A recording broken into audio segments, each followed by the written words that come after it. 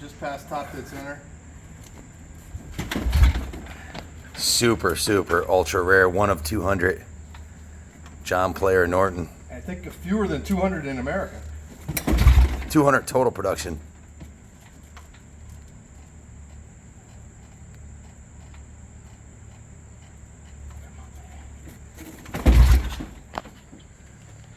$850 cc's, a big bore, high compression, 4-stroke.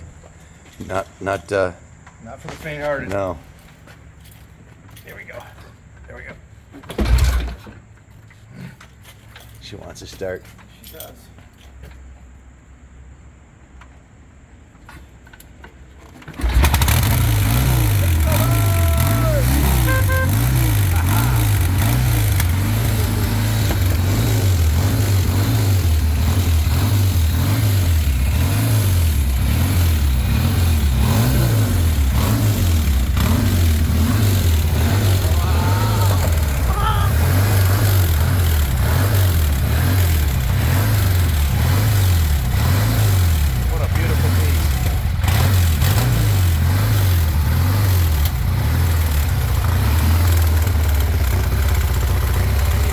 Stock exhaust pipes that came with it from the factory. Also, it's been sitting for a little while, so we're going to give it a complete recommission. Air filters, oil. Probably put, those are Dunstall pipes. I don't know if we'll keep those on or put the original ones on there, but very cool piece. The taillight's burning, so that means it's on park. What year is this again? Is this 73, I think. 73. Yeah, I think that was a half year. They made it 73 and 74. Now, 200 total produced. Tell us a little bit about the John Player Norton, Billy. Yeah, John Player Norton they were a big sponsor of Norton Racing in the day when Norton they were trying to find their way. And they had some great riders. Phil Reed was a world champion, and Peter Williams was an engineer, designer, and their rider.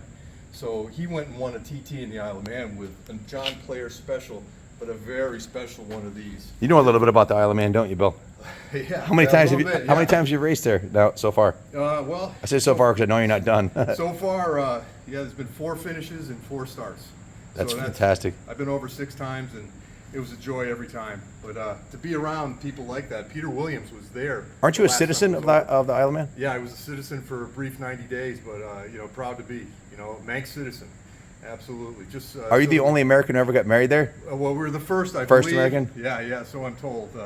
It's a cool story. I had to make sure that got it in there. Yeah. So, So to get married there, we had to be citizens for a certain length of time. so you know a little bit about this bike and its Isle of Man pedigree. Yeah, this has a pedigree that's rooted right smack dab in the middle of Great Britain and the Isle of Man. And Peter Williams on that monocoque Norton racer that they built with this same engine was faster than everyone else at the TT that year. That says something, huh? Absolutely. They're the best riders in the world are there. That's right. And Norton was all in that year. They just put everything in. And this is a production-based result of their efforts. It's a really remarkable bike. I remember seeing one of these on the road when I was just 17 years old in the mirror coming up, and I knew what it was because I had a poster of this bike on the wall in my workshop. With the twin headlights on the front, it has a profile like no other bike. I'm peeing my pants every time I look at this thing here. When I knew it became available, the very first phone call I made was to Bill. Yeah. It was like 7 o'clock in the morning because I saw the ad on Facebook Marketplace. I was like, oh shit, we got to jump on this thing. It's going to be gone in a New York second. So I called Billy. I said, Billy, would you like to go look at a John Player Norton today? And I had no sooner gotten it out of my mouth. He was like, hell yeah. When am I leaving? So Billy went down and inspected it and confirmed the authenticity of it and bought it on the spot. It's a one-owner bike, a one-family bike. The uncle bought the bike new. He was a Norton dealer outside of San Francisco in the 70s. He bought this bike and put some thousands of miles on it on the street, and then it's been parked ever since 1984. And the nephew is the gentleman that I bought the bike from. Just a well-kept, well-preserved bike. It's in completely original condition. When you think of cafe racer, like authentic cafe racer, this is about as authentic of a cafe racer as there ever was. It almost defined the category, I would say so. Yeah. This is, but this goes a little bit beyond just cafe racer. This is really kind of a road racer. It has that look.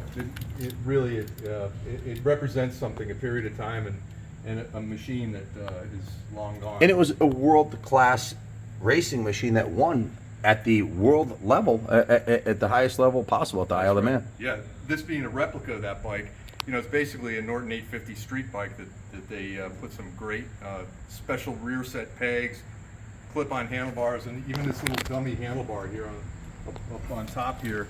This is a part in the parts book. This No little kidding. short.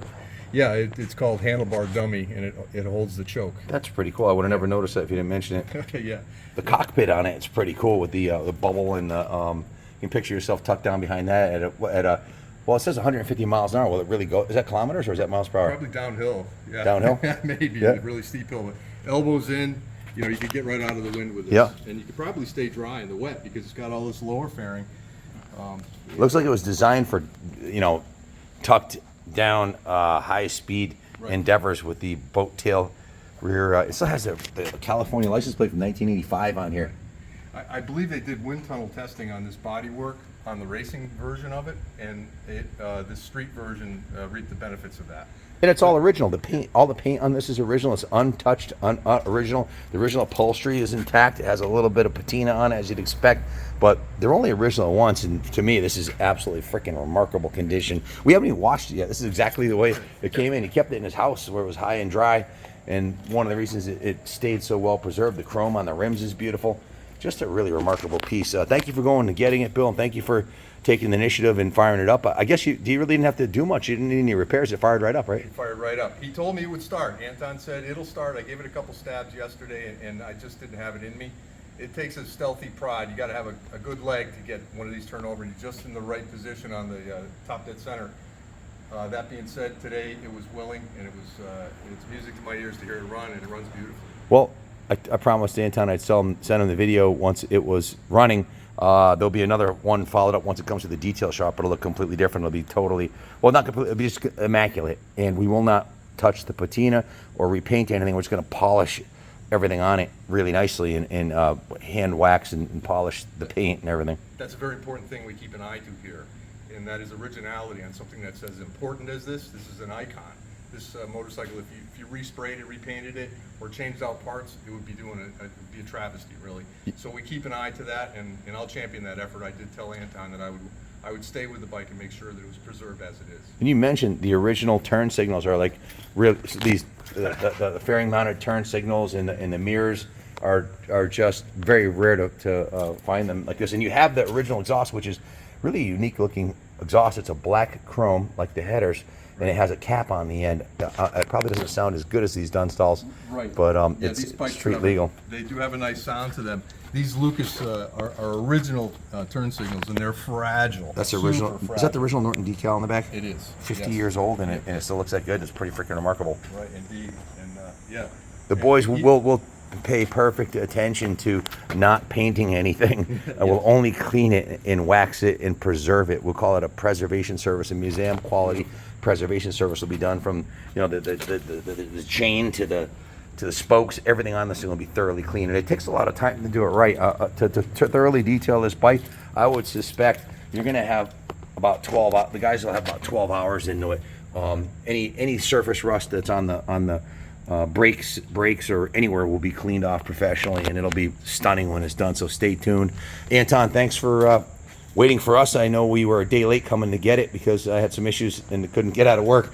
And thank you, Billy, for going to pick it up. Stay tuned, guys. We'll have some more videos of this running. Thanks for watching, and long live the King of England, and God bless America.